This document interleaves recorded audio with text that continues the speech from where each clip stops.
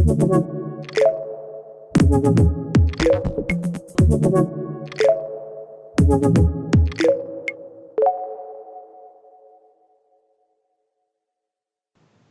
thank you for attending the FAV Speaker Series. My name is Joe Wagner, and I am the CEO of the Tampa Hillsborough Expressway Authority, or THEA for short. THEA was a founding partner of the Florida Automated Vehicle Summit in 2013. Today, we continue that effort with the FAV Speaker Series and look forward to the next in-person FAV Summit in November. THEA was created in 1963 to provide local transportation services that reinvest toll revenues back into our community. THEA owns and operates the Leroy Summit Expressway, Brandon Parkway, Meridian Avenue, and the Selman Greenway. We built and operate the world's first reversible all-electronic toll road. Altogether, we provide for over 200,000 daily trips on safe, reliable, and financially self-sustaining transportation facilities. Over the next 10 years, THEA will invest $1 billion on several new projects designed to accommodate our future growth. A significant part of that effort is funding THEA's groundbreaking work in the connected vehicle space. In partnership with US DOT, our agency was the first in the nation to deploy a real-world connected vehicle project generating real-time data. That data is helping policymakers create rules and regulations to advance the connected vehicle paradigm. As important, the CV pilot demonstrated how we can improve pedestrian and driver safety in downtown Tampa now by reducing traffic conflicts and improving travel time reliability. Currently, we are partnering with Honda, Hyundai, and Toyota to implement the next phase of THEA's CV program. This year, THEA and our auto manufacturing partners will use real-time data to deliver safer and more efficient transportation solutions in Tampa Bay. We are thrilled to be on the forefront of this cutting-edge technology, and we are glad that you are here with us today. I'm excited to introduce Dan Chu, Chief Product Officer of Waymo, who will be discussing tech's lasting impact, Waymo's approach to social impact. Dan, would you like to tell us a little bit about yourself before you get started? Thanks so much. Yes, my name is Daniel Chu. I am the Chief Product Officer at Waymo, and I'm very excited to be here this morning as part of the Florida AV Summit. Thank you for joining, and I'm excited to get to our questions later, but let me start a bit by sharing a bit about Waymo and our approach to fully autonomous technology. Waymo stands for a new way forward in mobility. We're an autonomous driving technology company with a mission to make it safe and easy for people and things to move around. We believe fully autonomous technology holds the promise to improve road safety and offer new mobility options to millions of people. And safety is at the core of everything that we do. There are over 1.35 million deaths every single year, and it's one of the top 10 causes of death on a global basis. And half of those deaths were for people who weren't even the ones driving, whether it's pedestrians or cyclists. And unfortunately, deaths don't capture the full toll on society. Over 50 million injuries are due to these crashes every single year. And what's even more stark about this is that over 94% of these crashes are due to human error, whether it's speeding, distraction, lack of sleep, or drunk driving. These are deaths that are entirely avoidable. And I think we shouldn't assume that this is something that's going away. If you look at actually the number of deaths in the United States from car crashes, it was higher in 2018 than in 2010, even when you control for the number of miles driven, and with the improvements in car safety. So unfortunately, lives lost to car crashes is something that's not going to go away. These stats are sobering, which is why we're here. We started as the Google self-driving car project back in 2009. And in some ways, we've put our technology through the world's longest and most intense driving test. We've driven over 20 million miles in autonomous modes on public roads, over 20 billion miles in simulation. And this is over the course of 25 cities in the United States. And during this time, we've been building what we call the world's most experienced driver, the Waymo driver. That's the core technology that we're working on. And we see a number of applications where this can benefit society. Really, it falls into two major categories. Waymo 1 which is our moving people, whether it's ride hailing or personally owned cars, and Waymo Via, whether it's long-haul trucking or local delivery. But let's take a step back and describe really the major aspects of fully autonomous technology. You can actually summarize it in 4 basic questions. The first question is, where am I? Waymo builds very detailed maps. It includes everything from curbs to lane markers and traffic lights and other road features. And to answer that question, we combine these detailed maps with the information that we get from our sensors, which provides a very precise indication of where the location of the car is. The next question is, what's around me? We use our sensors, whether it's LiDAR, radar, or cameras, and we can look for and constantly look for objects around us, whether it's pedestrians, cyclists, vehicles, and any obstructions. Pedestrians, and many of these can be all sorts of different sizes and shapes, but the software can understand that these variations are all the same object. And now that we know what's around us, we also need to know what these objects might do in the short future. Our software can predict the movement of these objects around us based on information and the huge amount of data that we've been able to collect, and we base it on such as things like their speed and trajectory. And the software then uses that information to predict many possible paths for these other road users that they might take. Based on all this information, the Waymo driver determines the optimal trajectory and speed to help progress along this route safely. Our deep understanding of the world is what helps us confidently handle complex situations and manage even rare and unusual situations that you or I may never come across even in a lifetime of driving. Now that we've talked about some of the major building blocks and basics of fully autonomous driving, I want to talk about some of the major themes that have been very important to Waymo's development. First is Waymo, right from the get-go, has taken a very iterative and incremental approach to the technology. We believe this is the safe and best way to do this. It's a very new technology, and it's not meant for kind of a big bang, get it all out there sort of approach. And I'll go into examples of how that's been really important for our development. We've also very much taken an enablement approach that we want to enable with partners within the ecosystems rather than this sense of disruption that you often hear. And lastly, it's been very important for Waymo that social impact is really at the core of everything that we do. It's not just a side effect of what we're doing, it's why we're here. So let me go into a little bit how these themes have been important to Waymo's development. So the first one is around iteration and being incremental. So we started in 2009 as the Google Self-Driving Car Project. In 2011, we began developing our own hardware in-house, realizing that the things on the market did not offer the capabilities that we needed to go fully autonomous. But I think a really important iteration or example of this is in 2013. So in 2013, when we started, we were actually focused on what we call now driver assistance technology, or L2. And so this was focused mostly on the freeway to allow the driver to kind of take breaks from their focus. And so we were able to progress the technology to a point where we're testing it out on freeways. We're testing out with some employees. And we specifically mentioned to them that they needed to pay attention at all times. We needed to actually had a camera in every single car. But what we quickly learned was that the drivers got very distracted. So here you see somebody texting while they're driving, not looking at the road. Somebody charging their phone and glancing for long periods of time away from the road. Here somebody is putting makeup, clearly not having their hands ready to take over at any time and not having their eyes on the road.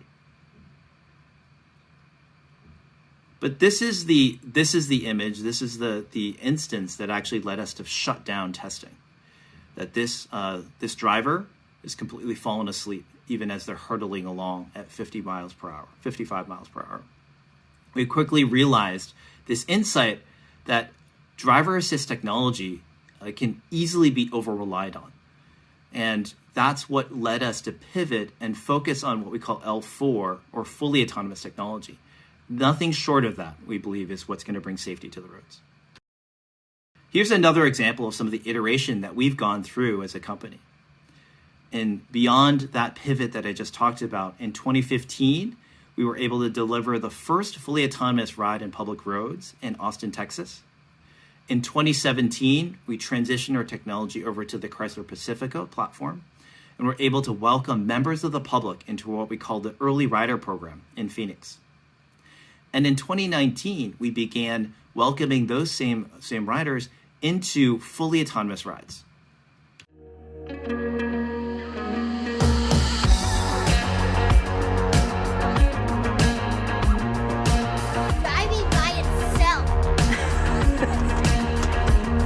No driver, Daddy. See? That is nuts. It's pretty crazy. It's like there's a ghost at the steering wheel. Kind of feel like royalty being paraded around in this thing. School zone. Look at these guys.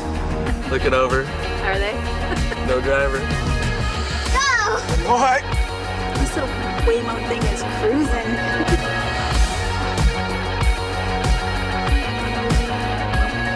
Pretty sharp turn. You made it pretty smoothly. Thank you. Do I say thank you? We're here. We made it, and I didn't have to drive.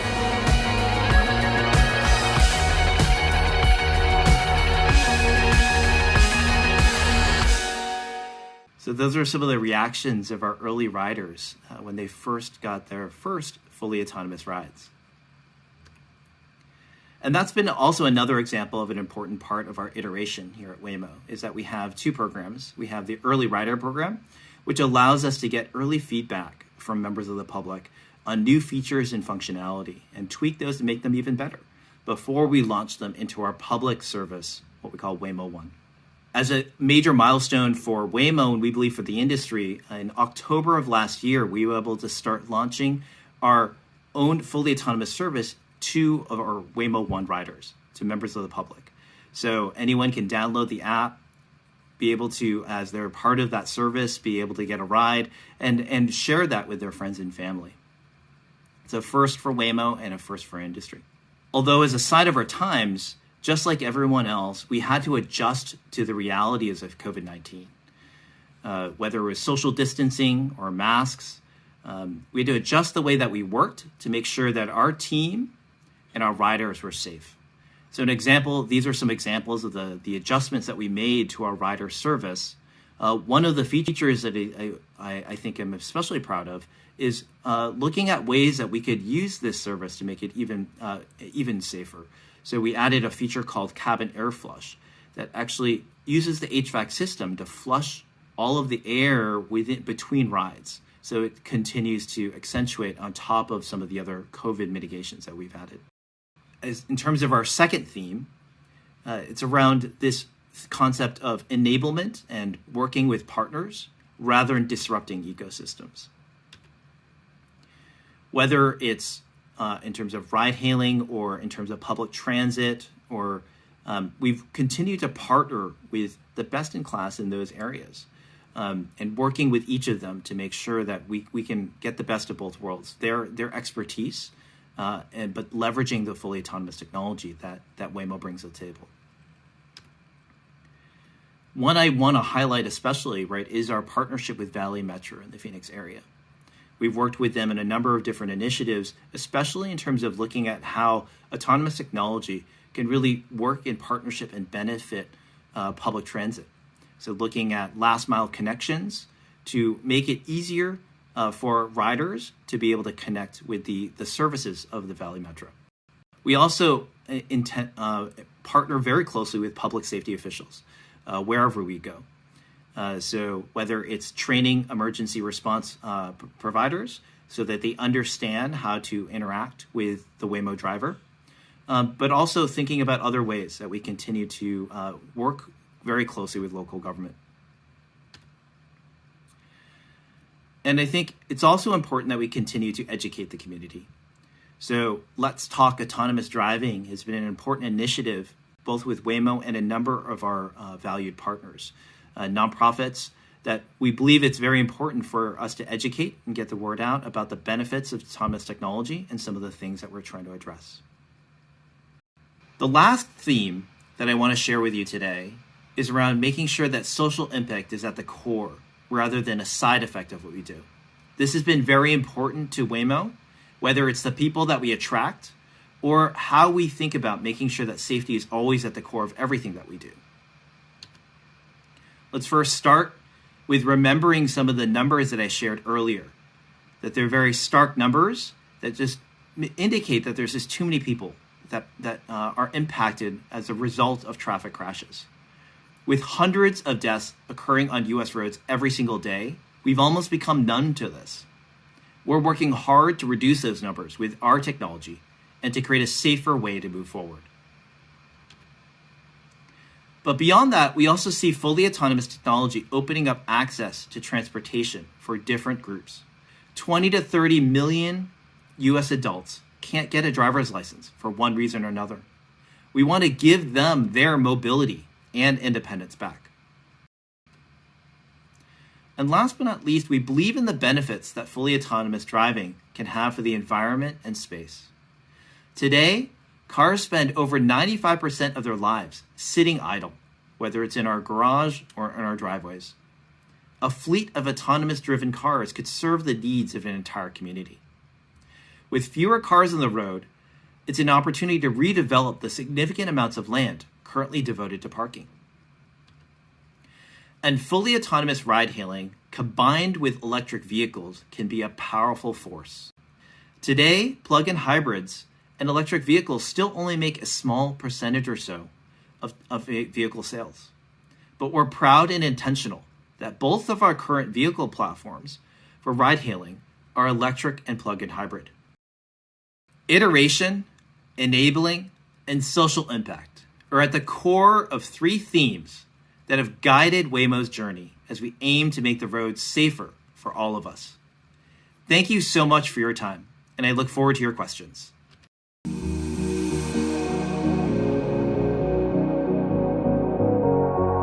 We are THEA, the Tampa-Hillsborough Expressway Authority, a dynamic organization that serves Tampa Bay's diverse and growing communities. We're a locally owned and operated tolling agency, providing Tampa Bay with safe, reliable, and efficient transportation options. We create mobility choices that enhance living and visiting the Tampa Bay region.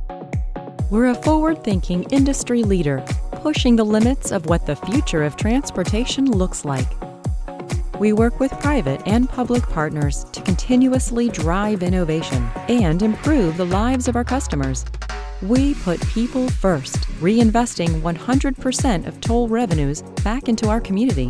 Whether we're building an extension over a busy boulevard to alleviate congestion, or implementing the first of its kind connected vehicle program on downtown Tampa streets, or building an award-winning dog park, wherever you turn, you see the positive impact we have on our community.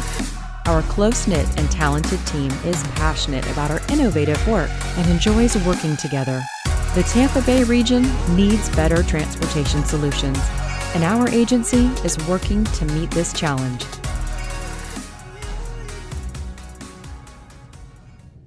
Hi, everyone. Thank you guys for attending the FAV series, Speaker Series, Section 3. Thanks to Dan for being our guest speaker today.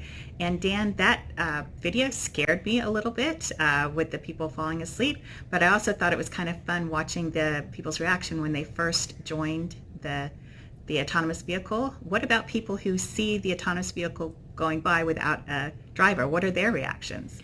That's a great question, Sue. I would say responses from folks around the Waymo vehicles and the Waymo driver fall into two camps. One is the one that I think we love the most, is when people kind of first notice it. They kind of wonder, is that really what they've seen? They kind of do a double take. Often you see them take out the camera and start recording. So we love that when people really get surprised around the state of autonomous technology and being able to actually have fully autonomous cars on the road. But there's another portion that I did want to flag that I think we've been surprised that people actually sometimes don't notice. When we've had the fully autonomous cars on the road for a while, we're like, why aren't more people noticing? And it's just funny. I think part of it is just we're in our zone when we're all driving, and we're just kind of paying attention to our own things. And even when there's a car right next to us that is taking this leap forward in terms of having a completely rider-only experience. People just just don't even notice it. Even more reason to get the autonomous vehicles. So everyone, I'm Sue Sharzan. Hopefully you've noticed that I'm not Joe Wagner, who introduced Dan at the beginning. I'm the communications director for Thea, and we're ready to do your questions and answers. If you'll go onto the screen and go to the click below that says question and answers and start asking, be appreciative. I'm still asking some questions of my own. So Dan, in your experience, how has the social acceptance towards autonomous vehicles evolved in the past few years? I think I look at it from two perspectives. One is I do think social acceptance has increased a lot over the years, and probably at three different levels, right? On a kind of society level, there's been a lot more interest in autonomous technology. Even over the last year, 1 in 5 consumers has said that they're more interested in autonomous technology. So on a societal level, that's definitely increased. For Waymo itself, for instance, we've seen a dramatic increase in the trust of Waymo and as the word gets out of our fully autonomous services. But I think even at the micro level, just like you were talking about for the video, every day people, when they step into our cars and take our service, you see those few seconds, it goes from skepticism to excitement. And I think that's probably the most exciting transition for us at Waymo. But I would say there's another half, right, is that there's still a lot of confusion. There is a confusion around driver assistance technology versus fully autonomous technology. We've seen that continue to play out in the minds of society and consumers. And I think that's an important distinction. And so we're definitely doing things around like, let's talk autonomous driving to really increase the knowledge and understanding of this technology and why it's different. Yeah, I would agree. When we first started in this space, autonomous meant everything. And now we've kind of evolved to, at least in our area, we call it ACEs, which is autonomous driving, connected vehicle driving, electric, and shared. So I think that as we get down these paths, I think everything's going to kind of get more macro so that they are a little bit more understandable for the general public. Because when you say autonomous vehicle, they think, not driver assist. I think there's definitely terms that we need to come to agreement with. So you shared a bit about the adjustments that you had to make in the vehicles themselves due to COVID. Can you share some more about that and kind of lessons learned for your customers and your business? I think for the customers in business, let's start with the customers part. I think what was interesting, and I think this is something that every business had to face, was just there's a diversity of reactions from your customer base, right? And so understanding kind of how people are feeling about the services and and we even noticed that change over time. As we were doing user research, we noticed that, the concern around COVID kind of dramatically increasing over time. And so I think when it came to our business, going back to some of the changes we made in the service, right, like the cabin air flush features that we mentioned earlier, but it was I think that was just one part in thinking about how do we make sure that this is a trusted service, safety being the core of everything that we do. And so it was the cleaning, the features, the education, right, even in terms of the mobile app. And so when somebody takes hails our service, right away it says, hey, please wear your mask. Here are the precautions we've taken. So I think for us, from a customer point of view, was understanding where people were standing, making sure that we were consistent, and making sure safety was really at the core of what we were focused on. And for your employees, are you working remotely? Are you back in the office? Yeah, so definitely COVID impacted us just like every other business. And so back last year, right, when we kind of both turned down or took a temporary pause in our driving services, but also for our employees, we did go fully remote for a while. And now I think we're just bringing back what are some of the essential services. And so we're in that mix that probably many businesses are, where we want to make sure that most of the folks are probably still remote, but the folks that need to be in the office to be productive, those are the folks that we're bringing back in, all in accordance to local and state safety laws. Yeah, we're kind of in that same hybrid mix. People are in the office, but then we still have about half of our staff working remotely, again, just for the social distancing and that sort of thing. So when Thea first started in this realm, definitely safety was the issue. I mean, you talked about it right at the beginning of your talk. And for a road implementer, like, we have the infrastructure for you. But what do we need to do as infrastructure owners to like make it easier or help this autonomous vehicle technology move along? Well, thanks for that question. I would say I've got kind of three aspects of the answer. First is an interesting one, which is given that our really commitment to the environment and making sure that autonomy helps actually accelerate electrification. One thing that we've noticed is really actually a really strong EV infrastructure is important for our next steps, right? Like today, our ride-hailing platforms are entirely either plug-in hybrid or electric. And so that's a great way for us to partner with state and local government, right, is that investment in electrification. I think the second aspect is continued investments in high quality roads, signage, those things, right? It makes it helpful not only for human drivers, but I think for the Waymo driver as well.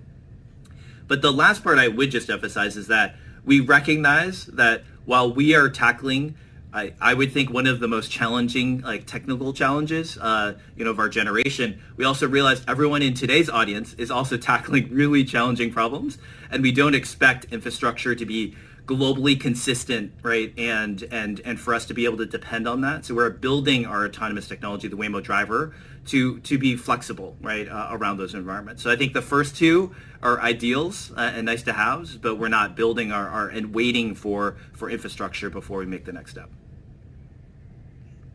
Right. So to that end, we had a couple of driver-assisted experiments here, and they did like the fact that we kept the lines on the road so that you can see them and stuff. But one of the things that they liked about working down here was we had no real rain, no real conditions until we got to a torrential thunderstorm. So how does Waymo 1 deal with the dynamic road conditions, and do you have any performance metrics for that? So you're talking about like in terms of different weather conditions and different kind of changes in terms of road conditions? Is that okay? Yeah. So absolutely. I think we're focused on our eventual goal, right, is for the Waymo driver to be able to drive anytime, anywhere, right, and bring safety to every single mile of roads.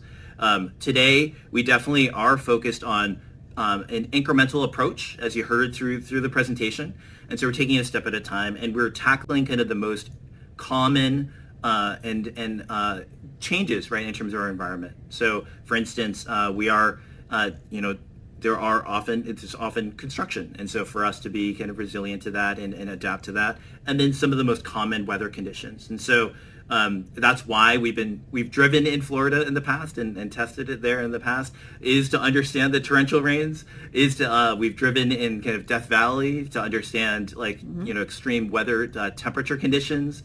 And so we've driven over in 25 plus cities across the United States, really trying to understand these various conditions. Well, you're welcome to come back down to Florida and Tampa anytime. We'll close the road for you, let you have all the testing time you want to do that. So, thank you. So along those same lines, what are the fundamental remaining challenges that are blocking the mass deployment of these self-driving cars, of autonomous cars? Yeah, so when I think about kind of the things that stand between us today and kind of mass deployment, one I think is on the technology side, right? That like I was saying, we're taking the incremental approach. By no means right now have we solved every single road condition, every single weather condition, right? And so that is something that's going to be along that increment of next steps. And then even to your initial question around social acceptance, I think that's still an open question, right? So that I don't think today we could just kind of mass roll out autonomous technology on a global basis, right? That there's a lot of questions. It's a very new technology, and I think that's understandable, which is why we're investing in education and offering a great service. That's the best way we can try to convert people over. So I think that's the other one. And then the other one is around kind of globally, the global regulatory framework that different countries and different states have different perspectives. And so I think those are some of the things that I would highlight in terms of mass rollout. Those are some of the things that need to come true. And that those things will change as we get the technology a little bit more tight and people can see that it is safe. And I know that Florida has one of the better open regulatory arenas for autonomous cars to come in, thanks to Senator Brandes here. So I know that, again, I think it's a little bit easier to work here than perhaps in another state. So hopefully they can look and see what we're doing and, see that it's okay. I think that's one of the things that the legislators are worried about is, that it's safe technology as well as, easy to use kind of stuff. Absolutely, and I think Florida deserves a lot of kudos, right? Waymo recognizes the leadership role that you guys have taken in terms of being a welcoming environment for autonomous technology, especially amongst the Southeast region. Well, thank you. We've tried hard. Joe likes to say we put out our dating profile. So here's what we have in Florida online. So anybody that's interested, come on down. So let's get down to a little bit of more nitty gritty one. First of all, when will Waymo 1 or VIA be operating in Florida? So we definitely want the Waymo driver to be to make every single mile safer, like I mentioned before. So we're definitely interested in extending it. We're not sharing kind of our roadmap or timing at this time. We're taking it a step at a time. But going back to our previous conversation, I think we recognize the strides that Florida has made. I think it's very attractive as a diverse state that has a multitude of benefits, right? So both the I-10 corridor as an important element for Waymo VIA to the diverse cities that Florida has. So definitely it is, there's a reason why we actually have tested in Florida, and I think it's a very interesting state from that perspective. So very interesting right now, not at liberty kind of. Not going to divulge your secrets. Okay, we'll let that one go. So is the Waymo 1 car just a normal car? Because it go on the highway? What's the speed? How does that work? Yeah, so the current Waymo 1 vehicle platforms that we've partnered with today, one is with FCA in terms of the Chrysler Pacifica, and then the other one is with Jaguar Land Rover in terms of the I-Pace. And so both of them are retail cars and have all the capabilities of those, and that was part of our evolution at Waymo, right? Is we started with kind of our Firefly, and that was a low speed vehicle, but then we actually transitioned that technology to a standard vehicle that can go on highways, they can go in surface streets and across the board. So those vehicle platforms are flexible across those environments.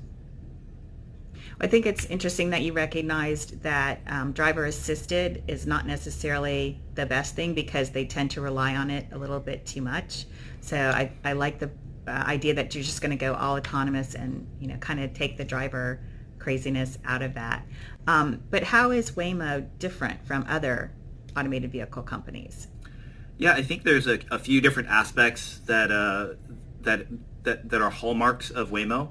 First, I think it's pretty clear we were in many ways the first, right? So over a decade of experience here, we really believe that we've developed the world's most experienced driver. That we've got over 20 million miles of driven in autonomous mode, right? Over 20 billion miles in simulation, right? So experience and kind of understanding this path is important to us. I think part of that is that we've taken a full stack approach.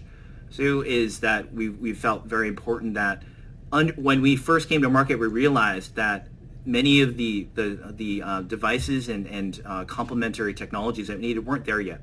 So that's why we invested in our own sensor suite and elements of that. I think it's allowed us to iterate very quickly because there's so many interdependencies across that stack. So that's another aspect. And I think the third aspect is this iterative approach I talked about in my presentation. I think that's a very important hallmark to how Waymo is approached things. You've seen that right from our Austin drive to our Phoenix drive, right to our fully autonomous service. We're taking it a step at a time. I think very, very steady and consistent, and so overall you see that trajectory.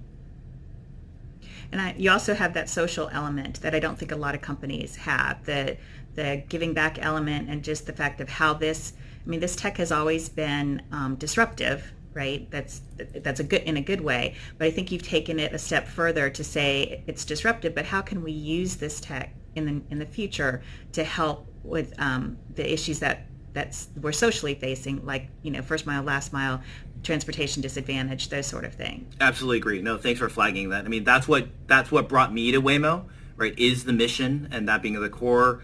I think that's what brings a lot of folks to Waymo, is really recognizing that there's so many elements of that, right? Both the safety element, the accessibility element, and the environmental benefits. Different parts of that draw like different folks to Waymo, but I think that is consistently true of everyone, right? Is that we really believe that we want to be working on something that makes the world a safer place, a better place, society a better place. So that's very important to us. Yeah, definitely safety is always number one. I mean, that's for at least us, always have to have that as top of mind. But the fact that you're also thinking of ways to get the transportation disadvantaged to be able to use your service, to be able to have a better quality of life for them, I think speaks well of the company. And I love the fact that you're on the way to better mobility. I liked that. That was pretty cool. As the communications person, I thought that was just right. So you mentioned a combination of maps and sensor data for navigation. Are the routes mapped in advance, or is this you're just driving? Yeah, so we do have the detailed maps, but that's for two reasons, right? Like one is around the localization and understanding exactly where the Waymo driver is. So that's one part. And then two is, then it gives us the details to choose the best routes. But the routes are not camped. These cars are driving on their own. They're giving kind of full reign within that territory, or we kind of, and so the rider tells it, like, this is where I'm from, right? This is where I want to go, and it chooses the best route. So the route will likely not be consistent, right? It'll look at different conditions and choose the best route for the time of day and where it needs to go. But it's still driving, I'm going to say this, on its own, which is, of course it is. But, some of the other autonomous vehicles that we've seen have to go and map everything out, and they can only go a specific amount of miles per hour. And Waymo's completely turned that on its head and is basically saying, get in your car and we'll drive for you. So yes. So it's like, I think it's true. You're talking about, like, some of the folks in the space have gone with kind of more of the, you've got, like, you can go from one place to another, right? Like just a kind of more of a specific route, and you jump in and things like that. Yeah, so we are absolutely kind of focused on more, we enable a territory, and within that territory, the vehicle, the Waymo driver can go from A to B. I like how you say Waymo driver. I need to keep that in my head. So how do you decide the right time to launch a fully autonomous service to the public, or to that space that you were talking about? Yeah, that's a great question. So I think it comes down to a few factors. One is that experience, right? So we definitely wouldn't have done what we did last year, kind of the first year that we were out. Like, we've taken this a step at a time and built up that experience and understood that's kind of where we need to be. Two, I think it was also a result of a lot of the work that we've done in terms of safety and safety framework. We published some papers to express that more publicly, both sharing our data and how we thought through that. So that was, I think, another important element of how we think about that area. That's an area that we really had to innovate, right? Understand and think through what's the right aspects for us to consider to make sure that we're safe, and that being at the core of everything we do. So I think those are some of the aspects, is making sure that we built on top of that that experience, the millions of miles, the billions of miles of simulation, the like hundreds of thousands of tests that we do on closed course. So it's a combination of those factors that really gave us confidence to take that next step. Okay. So let me see what other questions we have up here. Can you talk about how liability works in the event of an accident in comparison to the current model of the driver? Does it come back to Waymo? Yeah, that one I think I would leave to You can punt you can punt that one, because I think that one's what everybody is working for, right? That's what we're all trying to figure out, is where does that liability lie? It's not necessarily in the programmer's world, and it's not necessarily totally in the driver's world. So that's definitely something that I think is the big question. Right. No, I think it's an important question. I would just say, like, on the product side, that I think I leave that more to some of the other folks in the Waymo house. But I agree. It's an important question. Call the lawyers in. Yes. Call the lawyers in. Let them answer that question. So we talked about safety. So what is the estimated reduction in crashes and collisions that is anticipated by the deployment of these Waymo vehicles, or the Waymo driver? Yeah. Well, one way I think about that, right? So is, like, today, right, we have over 1.35 million deaths every single year, right? So that's That's one stat to stick with, right? And then, like we talked about in the presentation, 94% of those, right, are due to human error, right?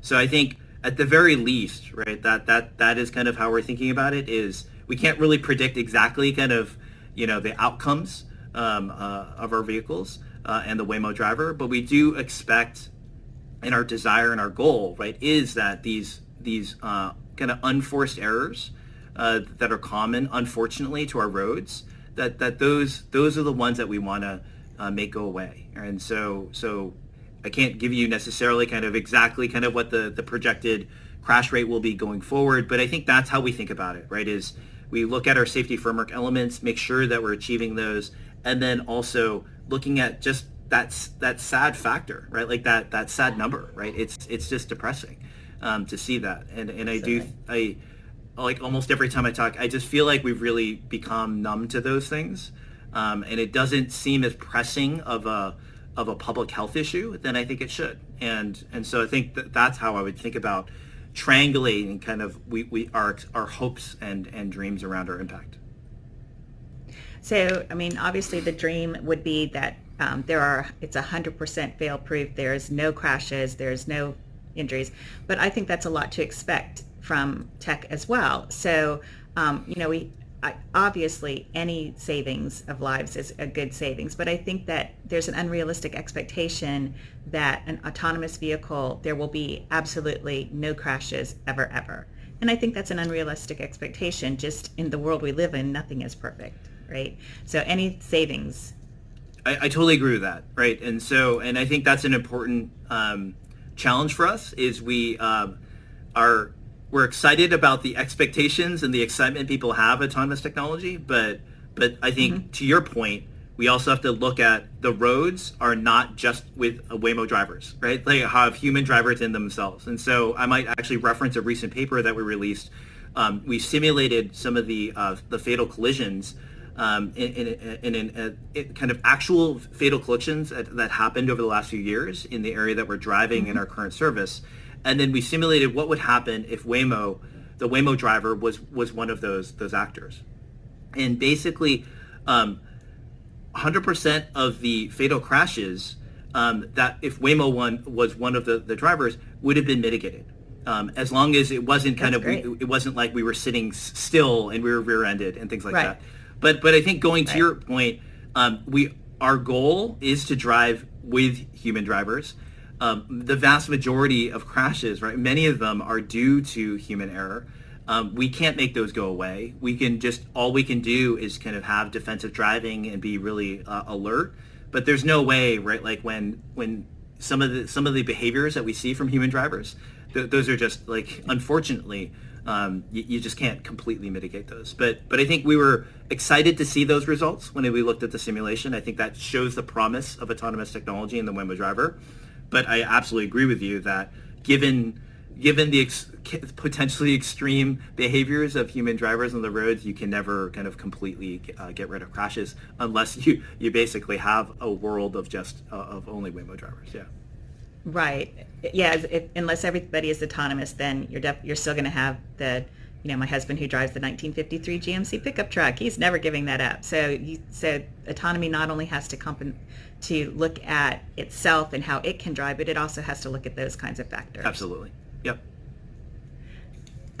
So let's see. So Waymo is working in L4 solutions for both passenger vehicles and trucking. What's the relationship between the two business lines? Yeah, I think if we take a step back, we really see ourselves as focusing on building the core technology, what we call the Waymo driver. And we see that having a number of different applications. So that's why kind of in the presentation I was talking about both Waymo 1 and Waymo Via.